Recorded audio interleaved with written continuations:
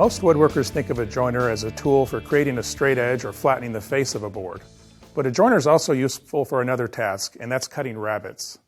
Now, if you take a look at this joiner, you'll notice that it's equipped with a rabbeting ledge, which is just an arm that's attached to the infeed table and helps support the workpiece as you pass it over the knives.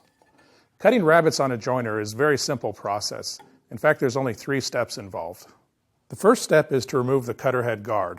Now on this joiner, that's just a matter of removing a screw and lifting the guard straight up and out.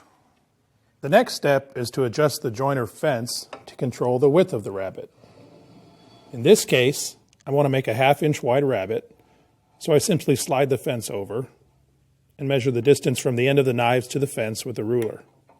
Now the depth of the rabbet is controlled by adjusting the height of the infeed table. I generally like to set the table for an 1/8 inch depth of cut on the initial pass. Now that you've got everything set up, you're ready for your first pass. The key here is to make sure you hold the workpiece tight against the fence as you're passing it over the blades. Now for deeper rabbets, you just lower the table no more than 1/8 of an inch at a time.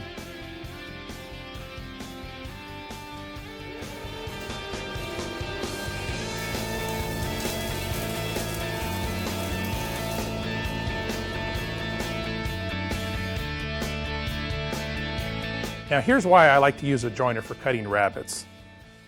The joiner knives leave a really clean, crisp rabbet without any score marks or blade marks like you'd get with a dado blade.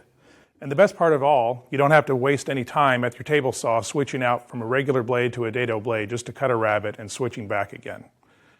Now there's one other example of cutting rabbets on a joiner that I find really handy, and that's when you need to cut a rabbet that's wider than the width of a dado blade.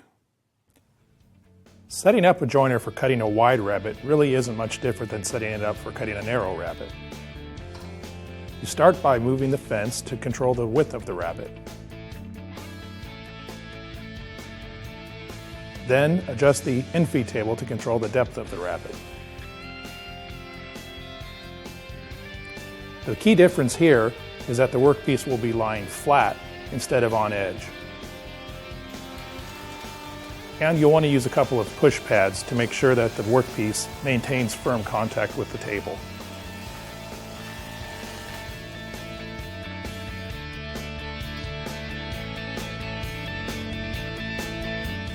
So if you own a joiner and you've never tried this technique, give it a shot the next time you need to cut a rabbet. I really think you'll like the results.